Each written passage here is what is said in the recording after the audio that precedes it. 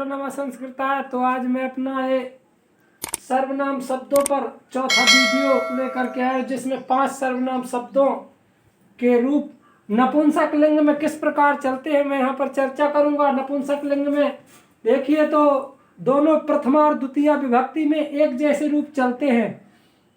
सर्वनाम शब्दों की देखते हैं तो किम शब्द का देखते हैं तो प्रथमा में चलता है किम के कानी, किम के कानी। तो द्वितीय में भी इसी प्रकार चलेगा किम के कानी, किम के कानी। प्रथमा द्वितीय किम के कानी, किम के कानी। और तत् शब्द का देखते हैं तो तत् का चलेगा तत्ते तानी, तत्ते तानी। 2 बार इसी प्रकार चलेगा, प्रथमा में द्वितीय में तत्ते तानी, तत्ते तानी। मैंने डैश डैश कर दिया। इसका मतलब जैसा प्रथमा में चलता है नपुंसक लिंग का, उसी प्रकार द्वितीय में चलता है। और तृतीया से लेकर के और सप्तमी तक पुल्लिंग के समान रूप चलते हैं। एतत् का देखते हैं तो एतत् एते एतानी, एतत् एते एतानी। और यत का चलता है यत ए यानी, यत ए यानी। यानी प्रथमा में यत ए यानी तो द्वितीय में भी यत ए यानी। और सर्व शब्द सर्व यानी सब, इसके रूप सर्वम सर्वे सर्वाणी, सर्वम सर्वे सर्वाणी। इस प्रकार चलेंगे। तृतीया से देखते हैं तो तृतीया से सप्तमी तक पुल्लिंग की तरह चलते हैं। तो पुल्लिंग का रूप कैसे चलता था, किम शब्द का चलता था तृतीया से केन तेन एतेन एन सर्वेण। तो किम का केन बनेगा, तत् का तेन बनेगा, एतत् का एतेन एतेन बनेगा, यत का एन बनेगा, सर्व का सर्वेण बनेगा तृतीया में एक वचनांत में। और द्वितीय द्विवचनांत में देखते हैं तो काव्यम, काव्यम किम का बनेगा काव्यम, तत् का बनेगा ताभ्यम, एतत् का बनेगा एताभ्याम, यत का बनेगा याभ्याम और सर्व का बनेगा सर्वाभ्याम तृतीय द्विवचनम में। तो किम का बनेगा काभ्याम, ताभ्याम, एताभ्याम, याभ्याम, सर्वाभ्याम। इसका भी यानी द्विवचनम में बनेगा। बहुवचन में कई, कई बनता था तो कई, इसमें भी बनेगा किम का बनेगा कई और तत् का बनेगा तई, एतत् का बनेगा एतई और यत का बनेगा यही और सर्व का बनेगा सर्वई। यानी तृतीय विभक्ति के बहुवचन में इस प्रकार से बनेंगे। और चतुर्थी में बनेंगे किम का उसी प्रकार जिस प्रकार पुल्लिंग का बनता था कसमई, कसमई किम का बनेगा चतुर्थी एक वचन में कसमई। नपुंसक लिंग के पुल्लिंग की तरह ही चलते कसमई, तस्मई, ए तस्मई, यस्मई, सर्वस्मई। इस प्रकार चतुर्थी एक वचन में बनेंगे। और चतुर्थी द्विवचनम में वही बनेंगे किम का काभ्याम, ताभ्याम, एताभ्याम, याभ्याम, सर्वाभ्याम। और बहुवचनम में क्या बनेगा केभ्या, केभ्या चतुर्थी बहुवचनम में बनेगा किम का बनेगा केभ्या और तत् का बनेगा तेभ्या, एतत् का बनेगा एतेभ्या, यत का बनेगा एभ्या, सर्व का बनेगा सर्वेभ्या। और पंचमी की बात करें, पंचमी में किस प्रकार पुल्लिंग का चलता है तो किम का बनता है कस्मात। तो यहां भी कस्मात बनेगा कस्मात, तस्मात, एतस्मात, यस्मात, सर्वस्मात। इस प्रकार से पंचमी एक वचनम में चलते हैं। और पंचमी द्विवचनम में बात करें तो काभ्याम, काभ्याम तृतीय चतुर्थी पंचमी तक चलते हैं। तो पंचमी में बीच में यानी द्विवचनम में काभ्याम रहेगा, किम का काभ्याम, तत् का ताभ्याम, एतत् का एताभ्याम, यत का याभ्याम और सर्व का सर्वाभ्याम।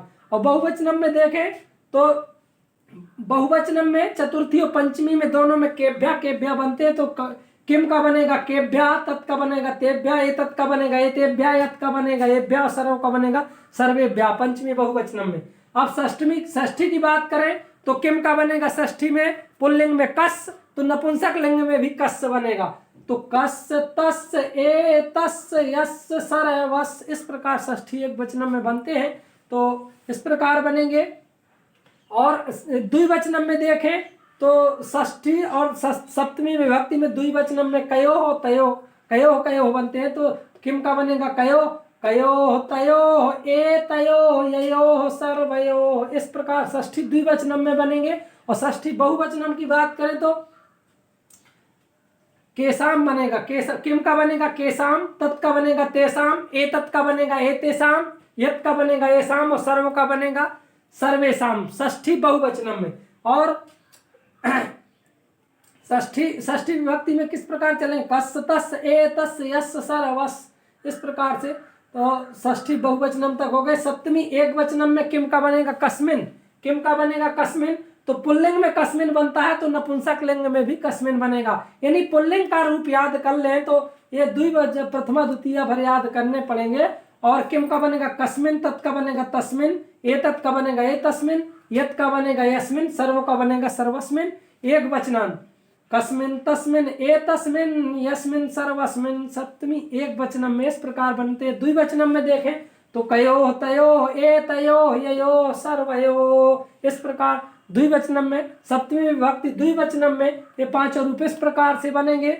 और बहुवचनम में देखें तो केसु, किम का बनेगा केसु, क्योंकि पुल्लिंग में केसु बनता था किम का, तो केसु इसमें नपुंसक लिंग में भी बनेगा केसु तेसु एतेसु एसु सर्वेसु। इस प्रकार यदि पुल्लिंग का रूप याद कर लिया है तो नपुंसक लिंग का भी रूप याद करने में कोई दिक्कत नहीं है। एक विभक्ति प्रथमा में याद कर लेंगे, बस पूरा रूप याद हो गया।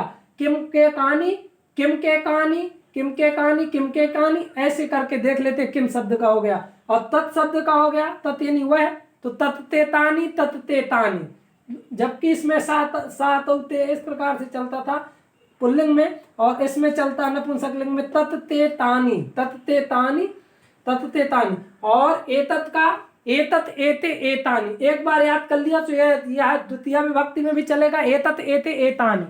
और यत् का बनेगा यत ए यानी, तो द्वितीय में भी इसी प्रकार यत ए यानी। तृतीया से एन एन याभ्यम, यही इस प्रकार से चलेंगे। यानी पुल्लिंग का याद कर लिया जो ट्रक से, तो उसी प्रकार बना लेना है।